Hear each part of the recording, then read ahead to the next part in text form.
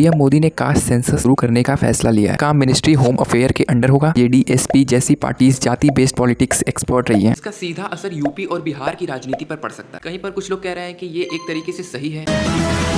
दोस्तों, नरेंद्र मोदी ने एक ऐसी चाल चल दी है जिसका असर सीधा यूपी और बिहार की राजनीति पर पड़ेगा। जी हाँ, नरेंद्र मोदी गवर्नमेंट की तरफ से ये कहा जा रहा है कि अब जाति के बेसिस पे जनगणना होगी। आइए जानते हैं क्या है पूरा माजरा। पीएम मोदी ने कास्ट सेंसस शुरू करने का फैसला लिया है और क्यों अभी, आइए पूरी कहानी समझते हैं। कास्ट के बेसिस पे जनगणना का बैकग्राउंड क्या है। कास्ट यानी जाति। भारत की राजनीति में जाति हमेशा से एक बहुत बड़ा फैक्टर रहा है कि 1931 के बाद ये पहली बार होगा। तो मीन्स इससे पहले की जो गवर्नमेंट्स थी उन्होंने कभी जाति के बेसिस पे जनगणना की ही नहीं। पिछले कुछ सालों से खासकर बिहार सीएम नीतीश कुमार के ऑपोजिशन पार्टी जैसे आरजेडी, एसपी, कांग्रेस बार बार डिमांड कर रहे हैं कि कास्ट के बेसिस पे जनगणना होनी चाहिए ताकि ओबीसी और मार्जिनलाइज्ड कमेटी को उनका हक मिल सके। दूसरी तरफ मोदी सरकार का नया मूव, नरेंद्र मोदी ने खुद कास्ट के बेसिस पे जनगणना की अनाउंसमेंट की है। यह मेजर पॉलिटिकल डेवलपमेंट है। यह काम मिनिस्ट्री होम अफेयर के अंडर होगा और 2025 के बिहार असेंबली इलेक्शन से पहले डाटा अवेलेबल हो सकता है। इसका मतलब मोदी सरकार ने ओबीसी बैकवर्ड कास्ट वोटर्स को टारगेट करने के लिए एक मास्टर स्ट्रोक खेला है। अब पॉलिटिकल एनालिसिस कर लेते हैं। यह मूव बीजेपी के लिए मल्टी डायमेंशनल गेन हो सकता है। ओबीसी आउटरीच, बीजेपी पहले से ही नॉन यादव ओबीसीज में स्ट्रॉन्ग है। कास्ट सेंसस से वो और कॉन्क्रीट डाटा लेकर टारगेट वेलफेयर स्कीम चालू कर सकती है। पोजीशंस को कट करना आरजेडी, एसपी जैसी पार्टीज जाति बेस्ड पॉलिटिक्स एक्सपर्ट रही है, लेकिन नरेंद्र मोदी उनके नैरेटिव को हाईजेक करने की कोशिश कर रहे हैं। डेवलपमेंट प्लस जाति, बीजेपी का नैरेटिव हमेशा से डेवलपमेंट रहा है। अब वो development with the social justice के कार्ड को दोनों फ्रंट्स पे जीतना चाहती है। अब समझते हैं कि इसका सीधा असर यूपी और बिहार की राजनीति पर पड़ सकता है। बिहार में जहाँ पे आरजेडी और जेडीयू यहाँ कास्ट के बेसिस पे जनगणना के बहुत बड़े सपोर्टर रहे हैं, लेकिन अब मोदी ने उनका एजेंडा छीन लिया। यूपी, यहाँ पे BJP non Yadav OBC strong है। कास्ट सेंसस का अनाउंसमेंट उनका ग्रिप मजबूत करेगा। अब इस पे अपोजिशन का क्या रिएक्शन है। अपोजिशन ये कह रहा है कि मोदी सरकार ने ये स्टेप सिर्फ इलेक्शन को जीतने के लिए लिया है। राहुल गांधी ने ये कहा कि ये वोट बैंक की राजनीति है, असली नियत ओबीसी को उनका हक देना नहीं है। नीतीश कुमार ने मिक्स रिएक्शन दिया, उन्होंने कहा उनका प्रेशर काम कर गया। और अब पब्लिक का रिएक्शन देखते हैं। इस डिसीजन को लेने के बाद पब्लिक का रिस्पांस जाना गया तो पब्लिक का रिस्पांस इक्वल दिख रहा है। कहीं पर कुछ लोग कह रहे हैं कि ये एक तरीके से सही है, इससे रिजर्वेशन पॉलिसी फेयर हो सकती है,